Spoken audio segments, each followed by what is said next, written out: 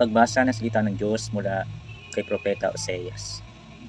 Magbalik ka, Israel, kay Yahweh iyong Diyos. Nadapa ka sa iyong pagkakasala, maghanda ka ng sasabihin at humarap kay Yahweh. At sabihin mo, ikaw ang nahabag sa mga ulila, patawarin mo ang aming mga kasalanan at tanggapin sa iyong kagandahang loob. Sa halip ng mga toro at mga handog, tanggapin ang papuri mula sa aming mga labi, hindi kami maliligtas ng Assyria. Hindi na kami aasa pa sa mga gawa ng kabayo. Di muling magsasabing mga Diyos namin sa gawa ng aming mga kamay.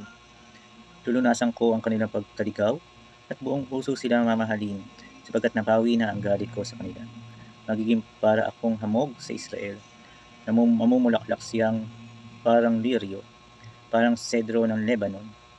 Mag-uugat siya ng malalim, uusbong ang kanyang mga supling. Ang ganda niya ay magiging parang sa punong olibo. Ang bangoy parang sedro ng Lebanon.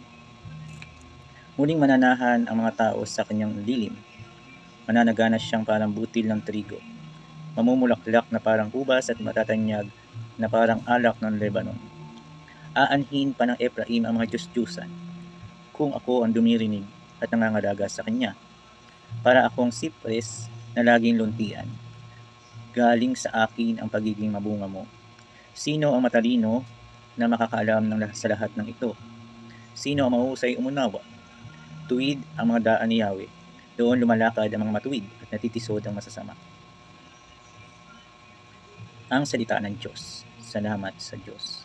Ngayon po ay Biyernes, 14 na linggo sa karaniwang panahon. Amen.